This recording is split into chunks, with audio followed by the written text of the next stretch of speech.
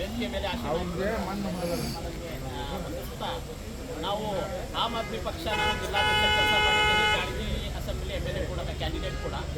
ನಾವು ಆಮ್ ಆದ್ಮಿ ಪಕ್ಷ ಮತ್ತು ಕಾಂಗ್ರೆಸ್ನವರು ಯಾಕಪ್ಪ ಒಂದಾಗಿದ್ದೀವಿ ಅಂತ ಗೊತ್ತಿದೆ. ಅರವಿಂದ್ ಕೇಜ್ರಿವಾಲ್ ಅವರು ಏನೇನು ಕೆಲಸ ಮಾಡಿದ್ದಾರೆ ಡೆಲ್ಲಿಯಲ್ಲಿ, ಯಾವುದನ್ನು ಅಸಾಧ್ಯ ಇಲ್ಲಿ BJPನವ್ರು ಏನಂದಿದ್ರು, ಜನಸಾಮಾನ್ಯರಿಗೆ ಮೂಲಭೂತ ಸೌಕರ್ಯ ಕೊಡೋದು ತಪ್ಪು, ಕೊಡಬಾರ್ದು, ನಿಮ್ಮನ್ನು ಶೋಷಣೆ ಮಾಡಬೇಕು, ಎಷ್ಟು ನಿಮ್ಮನ್ನು ಹತ್ತಿಕ್ತೀವಿ ಅಷ್ಟೇ ನೀವು ಅವ್ರ ಮಾತು ಕೇಳ್ತೀರಿ.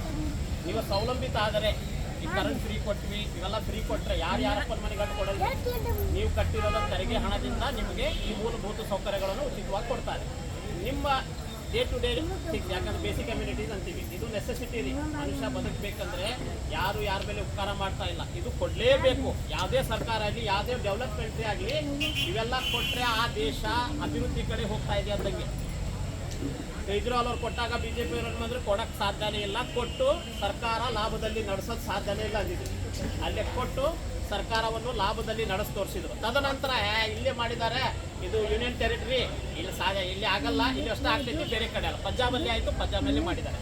ಅಲ್ಲಿ ಅರವಿಂದ್ ಕೇಜ್ರಿವಾಲ್ ಅವರು, ಇಲ್ಲೇ ಸಿದ್ದರಾಮಯ್ಯನವರು, ಜನರಿಗೆ ಏನು ಬೇಕು ಮೂಲಭೂತ ಸೌಕರ್ಯಗಳು, ಇದು ನಮ್ಮ ಹಕ್ಕು. ಇದು ನೀವು ಕಟ್ಟಿರೋದು ತೆರಿಗೆ ಹಣದಿಂದ ನಿಮ್ಮನ್ನು ಈ ಸವಲತ್ತುಗಳನ್ನು ಸಿದ್ದರಾಮಯ್ಯನವರು ಉಚಿತವಾಗಿ ಕೊಟ್ಟು ಸರ್ಕಾರದ ಮೇಲೆ ಯಾವುದೇ ಭಾರ ಇದ್ದಂಗೆ ಮುಂದೆ ನಡ್ಸ್ಕೊಂಡು ಹೊಂಟಾರೆ. ಕರೆಂಟ್ ಫ್ರೀ ಕೊಟ್ಟರು, bus pass free, bus ticket free ಕೊಟ್ಟರು. ಇವೆಲ್ಲ ಫ್ರೀ ಕೊಟ್ಟಾಗ BJPಯವರು ಹೆಂಗೆ ಟೀಕೆ ಮಾಡಿದ್ದಾರೆ, ಏನು ಮಾಡಿದ್ದಾರೆ ನಿಮಗೆಲ್ಲ ಗೊತ್ತೈತಿ. 2,000 ರೂಪಾಯಿ ಬರ್ತಾ ಇದ್ದಾರೆ ನಿಮ್ಮ ಅಕೌಂಟಿಗೆ. ಇವೆಲ್ಲ ನಿಮ್ಮ ಹಕ್ಕು ರೀ. ಯಾರು ಸಿದ್ದರಾಮಯ್ಯನವರು ಮನೆ ತಂದು ಕೊಡೋಂಗಿಲ್ಲ. ನೀವು ಕಟ್ಟಿರೋದು ತೆರಿಗೆ ಹಣವನ್ನು ನಿಮ್ಗೆ ವಾಪಸ್ ಕೊಡ್ತಾ ಇದ್ದಾರೆ. BJPನವ್ರು ಕೊಟ್ಟಿದ್ದಾರಾ? ಕೊಡಂಗೂ ಇಲ್ಲ. ನಾನು ಒಂದು ಪ್ರಶ್ನೆ ನಿಮ್ಗೆ ಕೇಳ್ತೀನಿ, ನೀವು ಓಟ್ ಕೊಡ್ತೀರಲ್ಲ, ನಿಮ್ಮ ಮಕ್ಕಳ ಸಲುವಾಗಿ, ನಿಮ್ಮ ಸಲುವಾಗಿ ಕೊಡ್ತೀರೋ ಏನು ಬರೀ ಜಾತಿ ಆಧಾರದ ಮೇಲೆ ಕೊಡ್ತೀರೋ? ಓಟ್ ಎದಕ್ಕೆ ಕೊಡಬೇಕು? ನಿಮ್ಮ ಓಟು ಬರೀ 500 ರೂಪಾಯಿಗೆ ಶಾಶ್ವತ ಆಗೋದಲ್ಲ. 500 ರೂಪಾಯಿಗೆ, 1000 ರೂಪಾಯಿಗೆ ದಯವಿಟ್ಟು ಕೈ ಮುಗಿದು ಕೇಳ್ಕೊತೀನಿ, ನಿಮ್ಮ ಓಟ್ ಮಾರ್ಕೊಳಕ್ಕೆ ಹೋಗ್ಬೇಡ್ರಿ. ಯಾಕಪ್ಪ ಅಂದರೆ ನಿಮ್ಮ ಓಟು ಲಕ್ಷಾಂತರ ಬೆಳೆ ಬಾಳತ್ತೆ. ಹೆಂಗಪ್ಪ ಅಂದರೆ ಒಂದು ಒಳ್ಳೆ ವ್ಯಕ್ತಿತ್ವ, ಒಂದು ಒಳ್ಳೆ ಪಾರ್ಟಿನ ಆರಿಸಿದ್ರೆ ನಿಮ್ಗೆ ಹೆಂಗೆ ಲಾಭ ಆಗ್ತೈತಪ್ಪ ಅಂದರೆ ಕರೆಂಟ್ ತಗೋರಿ. ಅವನ ಅವರೇಜ್ ಮಿನಿಮಮ್ ಕರೆಂಟ್ ಬಿಲ್ ಎಷ್ಟು ಬರ್ತೈತಿ? 300 ರಿಂದ 500 ರೂಪಾಯಿ ತಗೊಳ್ಳೋಣ. ಬಡ ಕುಟುಂಬದ ಮಾತಾಡ್ತಾ ಇದ್ದೀನಿ. ಸ್ವಲ್ಪ ಆವ್ರೇಜ್ ತಗೊಂಡು 1,000 ರೂಪಾಯಿ ಬಿಲ್ ಬರ್ತಾ ಇದೆ. 1,000 ರೂಪಾಯಿ ಯಾವಾಗ ಸಿದ್ದರಾಮಯ್ಯ ಸರ್ಕಾರ 6 ತಿಂಗಳಿಂದ ಏನು ಬಂದಿದೆ, ಎಷ್ಟು ಉಳಿತಾಯ ಇದೆ ನೀವೇ ಕ್ಯಾಲ್ಕುಲೇಟ್ ಮಾಡ್ಕೊಳ್ಳಿ. ಏನಂದ್ರಿ? ಕೊಟ್ಟಿಲ್ಲ ಸಿದ್ದರಾಮಯ್ಯ ಅಂತ. ಇದು ಟ್ಯಾಕ್ಸ್ ಹಣ ಕುಕ್ಕರ್ ಮಾತಾಡ್ತಾರೆ. ನಿಮ್ಮ ಟ್ಯಾಕ್ಸ್ ಹಣದಿಂದ ನಿಮ್ಮನ್ನು ವಾಪಸ್ ಕೊಡ್ತಾ ಇದ್ದಾರೆ. ನಿಮ್ಮ ಒಟ್ಟು ವ್ಯಾಲ್ಯೂ ಹೇಳ್ತಾ ಇದ್ದೀನಿ ನಾನು. ಕರೆಂಟ್ ಫ್ರೀ ಕೊಟ್ಟಾರ, ತಿಂಗಳಿಗೆ ಬರೀ 500 ರೂಪಾಯಿ ಹಿಡ್ಕೊರಿ, 2,000 ರೂಪಾಯಿ ನಿಮ್ಮ ಅಕೌಂಟ್ ಬರ್ತಾ ಇದಾವ. ಮತ್ತೆ ನಿಮ್ಮ ಬಸ್ ಪಾಸ್ ಫ್ರೀ ಕೊಟ್ಟಾರ. ಇವೇ ಎಲ್ಲ ಹೇಳಿದ್ರೆ ಅವನನ್ನು ಎವರೇಜ್ ಹಿಡ್ಕೊಂಡು ಜಾಸ್ತಿ ಹಿಡ್ಕೊಂತಲ್ಲ. 5,000 ರೂಪಾಯಿ ನಿಮ್ಗೆ ಹಾಕಿ ಕೊಡ್ತಾ ಇದ್ದಾರೆ ಸಿದ್ದರಾಮಯ್ಯನವರು ತಿಂಗಳಕ್ಕೆ. ಹೌದಾ? ಇಲ್ಲಿ 500 ರೂಪಾಯಿ ಕೊಟ್ಟು ಓಟ್ ಮಾರ್ಕೊಂತೀರೋ, ತಿಂಗಳಕ್ಕೆ 5,000. ಈಗ ಬರೀ ಇನ್ನೂ ಭಾಳ ಗ್ಯಾರಂಟಿ ಅದಾವೆ, ಇನ್ನೂ 3-4 ಅದಾವೆ, ಅದನ್ನು ಲಾಭ ಮಾಡ್ತಾ ಗ್ಯಾರಂಟಿ ತರ್ತಾರೆ. ಈಗ ಸದ್ಯ ನಿಮಗೆ ತಿಂಗಳಕ್ಕೆ 5,000 ರೂಪಾಯಿ ಲಾಭ ಮಾಡಿಕೊಡ್ತಾ ಇದ್ದಾರೆ. ಇಂಥ ಸರ್ಕಾರ ಆರಿಸ್ಬೇಕು, ಏನೋ ಬರೀ ಜಾತಿ ಆಧಾರದ ಮೇಲೆ ಮಾತಾಡುವಂಥ ಸರ್ಕಾರನ ಆರಿಸ್ಬೇಕು. ನೀವು ಡಿಸೈಡ್ ಮಾಡಬೇಕು. ಇಲ್ಲೇ ಕಾರ್ಮಿಕ ದಿನಾಚರಣೆ ಐತ್ರಿ. ಕಾರ್ಮಿಕ ದಿನಾಚರಣೆ ಇದ್ದಾಗ ನಿಮ್ಮ ಫಂಡ್, ನಾವು ಎಲ್ಲರೂ ಯಾರ್ಯಾರು ಬಿಲ್ಡಿಂಗ್ ಕಟ್ತೀವಿ. Welcome to our music world. Welcome to our music world. The Bluetooth device is ready to pair. FM mode. AUX mode. Hello. ಈಗ ಕಾರ್ಮಿಕ ದಿನಾಚರಣೆ ಇದೆ ಇವತ್ತು. ನೀವು ಕಾರ್ಮಿಕರು, ನಿಮ್ಮ ಸಲುವಾಗಿ ಒಂದು ಕಾರ್ಮಿಕ ಸಂಘಟನೆ ಕಟ್ಕೊಂಡ್ರೆ ಅಲ್ಲದೆ ಸರ್ಕಾರದವರು ನಿಮ್ಮ ಒಂದು ಆಯೋಗ ಮಾಡಿದೆ, ಕಾರ್ಮಿಕ ಇಲಾಖೆ ಇದೆ. ಆ ಇಲಾಖೆಯಲ್ಲಿ ನೀವೇನೇನೋ ಬಿಲ್ಡಿಂಗ್ ಕಟ್ತೀರಿ. ನೀವು ಇಲ್ಲ ಅಂದರೆ ನಾವು ಯಾರಿಲ್ಲ ಇದ್ದಿದ್ದು ಹೇಳ್ತೇನೆ ನಾನು. ಯಾಕಂದರೆ ನೀವು ಕಟ್ಟಡಗಳು ಕಟ್ಟಲಿಲ್ಲ ಅಂದರೆ, ಇದು ನೀವು ಕಟ್ಟಲಿಲ್ಲ ಅಂದರೆ ನಾವಿಲ್ಲಿ ಬಂದು ಕೂತ್ಕೊಳ್ಳೋಕ್ಕಾಗಲ್ಲ. ಸೊ ನೀವಿಲ್ಲ ಅಂದರೆ ಈ ದೇಶದ ಅರ್ಥವ್ಯವಸ್ಥೆನೇ ಇರುತ್ತೆ. ಕಾರ್ಮಿಕರಿಲ್ಲ ಅಂದರೆ ಈ ದೇಶದ ಅರ್ಥವ್ಯವಸ್ಥೆನೇ ಇರುತ್ತೆ. ನೀವು ಮತ್ತೆ ನಾವು ಎಲ್ಲರೂ ಕೂಡ್ಕೊಂಡು ಈ ದೇಶವನ್ನು ಕಟ್ತೀವಿ. ನೀವು ಇಲ್ಲ ಅಂದರೆ ನರೇಂದ್ರ ಮೋದಿ ಏನಂತೀವಿ ಹೊಸದಾಗಿ ನಮ್ಮ ಬಿಲ್ಡಿಂಗ್ ಕಟ್ಸಿದಾರಲ್ಲ, ಲೋಕಸಭಾ ಬಿಲ್ಡಿಂಗ್ ಕಟ್ಸಿದಾರಲ್ಲ, ನೀವೇ ಕಟ್ಟಿರೋದು. ನೀವು ಕಟ್ಟಿದ ಕೂಡ ಮಾತ್ರ ನಮ್ಮ ಎಮ್ಮೆಗಳು ಅಲ್ಲಿ ಒಳಗೆ ಹೋಗ್ತಾರೆ. ಅದರ ಸಲುವಾಗಿ ಯಾರು ಬಿಲ್ಡಿಂಗ್ ಕಟ್ತಾರೆ, ಟ್ಯಾಕ್ಸ್ ಕಟ್ತಾರೆ. ಅದು ಎದಕ್ಕೆ? ನಿಮ್ಮ ಡೆವಲಪ್ಮೆಂಟ್ ಸಲುವಾಗಿ. ಎಲ್ಲಿ ಹೋದರೆ ಅಮೆರಿಕ ಮತ್ತು ವೆಸ್ಟರ್ನ್ ಕಂಟ್ರೀಸ್ ಒಳಗೆ ನೀವೇನು ನಿಮ್ಮ ಸಲುವಾಗಿ ನಿಮ್ಮ ಹಕ್ಕದು. ನಿಮಗೆ ಪ್ರಾಪರ್ ಬೇಸಿಕ್ ಕಮ್ಯುನಿಟೀಸ್ ಕೊಡಬೇಕು. ನೀವು ಕೆಲಸ ಮಾಡಬೇಕಾದ್ರೆ ನಿಮ್ಮ ಸೇಫ್ಟಿ ಥಿಂಗ್ಸ್, ನಾವು 7S ಅಂತೀವಿ, 5S ಅಂತೀವಿ, ಇಷ್ಟಿಷ್ಟೆಲ್ಲ ಸೇಫ್ಟಿ ಕೊಡಬೇಕಪ್ಪ ಕಾರ್ಮಿಕರಿಗೆ. ಇವೆಲ್ಲ ಮಾಡಕ್ ಒಂದು ಆಯೋಗ ಇದೆ. ಮತ್ತೆ ನಿಮ್ಗೆ ಈಗ ಕಾರ್ಮಿಕ ಸಂಘದ ಕಾರ್ಡ್ ಬರ್ತಾ ಇದಾವೆ, ಅದರಲ್ಲಿ ನಿಮ್ಗೆ ನಾನಾ ತರ ಬೆನಿಫಿಟ್ಗಳಿದಾವೆ.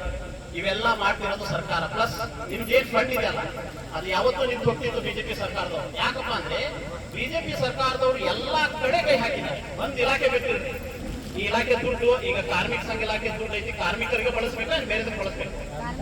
ಅವ್ರು ಏನ್ ಮಾಡಿದಾರ ಅಂದ್ರೆ ಎಲ್ಲಾ ಇಲಾಖೆ ಕೈ ಹಾಕ್ಯಾರ. ಎಲ್ಲ ಇಲ್ಲಿ ಫಂಡ್ ತಂದು ಆ ಇಲಾಖೆ ತಂದು ಇಲ್ಲಿ ಹಾಕಿದಾರೆ, ಇಲ್ಲಿ ತಲೆಗೆ ಎಲ್ಲಾ ಕಡೆ ಹಾಕಿದ ಬಿಜೆಪಿ ಸರ್ಕಾರ. ಕಾರ್ಮಿಕ ಸಂಘವನ್ನ ಟಚ್ ಮಾಡಕ್ಕಾಗಿಲ್ಲ. ಯಾಕಾಗಿಲ್ಲ ಗೊತ್ತಾ ನಿಮ್ಗೆ? ನಿಮ್ ಫಂಡ್ ಅನ್ನ ಟಚ್ ಮಾಡಕ್ಕಾಗಿಲ್ಲ ಅವ್ರ ಕಡೆಯಿಂದ. ಯಾಕಪ್ಪ ಅಂದ್ರೆ ಸುಪ್ರೀಂ ಕೋರ್ಟ್ ಗೈಡೆನ್ಸ್ ಐತಿ. ಈ ಸಂವಿಧಾನ, ಈ ದೇಶದ ಸಂವಿಧಾನ ನಿಮ್ಮ ದುಡ್ಡನ್ನು ಅಷ್ಟು ದೊಡ್ಡ ನರೇಂದ್ರ ಮೋದಿ ಸರ್ವಾಡಳಿತ ಹಿಟ್ಲರ್ ಧೋರಣೆ ಇರೋ ನಮ್ಗೆ ಏನ್ ತಿಳಿತಾ ಅದೇ ಮಾಡ್ತಾ ಇದಾರೆ. ಅವ್ರಿಗೆ ಮನಸ್ಸು ಬಂದ ಮಾಡ್ತಾ ಇದ್ದಾರೆ. ಆದ್ರೆ ನಿಮ್ ಫಂಡ್ ಟಚ್ ಮಾಡಕ್ಕಾಗಿಲ್ಲ. ಯಾಕಪ್ಪ ಅಂದ್ರೆ ಬಿಕಾಸ್ ಈ ಭಾರತ ದೇಶದ ಸಂವಿಧಾನ. ಸೊ ಈ ಸಂವಿಧಾನ ಉಳಿಸ್ಬೇಕಪ್ಪ ಅಂದ್ರೆ ನಮ್ಮ ಭಾರತ ದೇಶದ ಸಂವಿಧಾನ ಉಳಿದ್ರೆ ಮಾತ್ರ ನಾವು ಉಳಿತೀವಿ. ಇದಕ್ಕೊಂದು ಸಣ್ಣ ಎಕ್ಸಾಂಪಲ್ ರೀ ಇದು. ನಿಮ್ ಫಂಡ್ ಅನ್ನ ಏನ್ ದೊಡ್ಡ ಮಾತಲ್ಲ.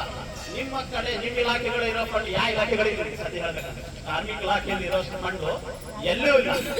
ಫಸ್ಟ್ ಕೈ ಹಾಕೋದಲ್ಲಿ ಯಾಕಂದ್ರೆ ಅವ್ರಿಗೆ ಎದಕ್ಕೆ ಬೇಕಾದಕ್ಕೆ ಬಳಸ್ಕೊಳ್ತಾರೆ. ಇಲೆಕ್ಷನ್ ಬೇಕಾ ಹೆಂಗ್ ಬೇಕಾದಕ್ಕೆ ಬಳಸ್ಕೊಳ್ತಾರೆ. ಕಾರ್ಮಿಕ ಇಲಾಖೆ ಸುಳ್ಳು ಏನೇನೋ ಸ್ಕೀಮ್ ತಂದು ಮಾಡ್ಕೊಂತಾರೆ. ಟಚ್ ಮಾಡಕ್ಕಾಗಿಲ್ಲ ಅಂದ್ರೆ ಬಾಬಾ ಸಾಹೇಬ್ ಅಂಬೇಡ್ಕರ್ ಅವರು ಬರೆದಿರೋ ಸಂವಿಧಾನ ಸಲುವಾಗಿ ಆ ಸಂವಿಧಾನ ಉಳಿಸ್ಬೇಕಪ್ಪ ಅಂದ್ರೆ, ಬಾಬಾ ಸಾಹೇಬ್ ಅಂಬೇಡ್ಕರ್ ಸಂವಿಧಾನ ಉಳಿಸ್ಬೇಕಪ್ಪ ಅಂದ್ರೆ ಈ ಸಲ ನಿಮ್ಮ ಮತ ಕಾಂಗ್ರೆಸ್ ಹಾಕ್ಬೇಕು. ಯಾಕಪ್ಪ ಕಾಂಗ್ರೆಸ್ ಹಾಕ್ಬೇಕಂದ್ರೆ ನೀವು ನೋಡಿದಿರಿ ನರೇಂದ್ರ ಮೋದಿ ಅವರು ಒಳ್ಳೆಯವರು ಅಂತ ತಿಳ್ಕೊಂಡು ಎಲ್ಲಾರು ಅವ್ರನ್ನ ನಾವು ಅಧಿಕಾರಕ್ಕೆ ತಂದಿದ್ದೀವಿ. ಈಗ ಏನ್ ಮಾಡ್ತಾ ಇದಾರೆ? ಹಿಟ್ಲರ್ ಧೋರಣೆ ತಿಳಿದಾಗ ಮಾಡ್ತಾ ಇದಾರೆ. ಅವ್ರಿಗೆ ಏನ್ ತಿಳಿದಿರ್ತಿ ಯಾರಿರ್ಲಿ ಅವ್ರ ಮೇಲೆ ಅಪವಾದ ಹಾಕೋದು ಒಳಗೆ ಹಾಕೋದು. ಯಾವನಾರ ಭ್ರಷ್ಟ ಇದ್ರೆ ಅವ್ರು ಪಾರ್ಟಿ ಸೇರ್ಕೊಂಡ್ರೆ ಅವ್ನು ಫ್ರೆಶ್ ಅಂತೆ. ಅವ್ನು ಯಾವ ಕೇಸ್ ಮಾಡಂಗಿಲ್ಲ. ಇಡಿ ಸಿಬಿಐ ನರೇಂದ್ರ ಮೋದಿ ನಮ್ಮ ಅರವಿಂದ್ ಕೇಜ್ರಿವಾಲ್ ಅವ್ರನ್ನ ಅದ ಪಾಲಿಸಿ ಒಳಗೆ ಇಲ್ಲೇ ಇಲ್ಲ.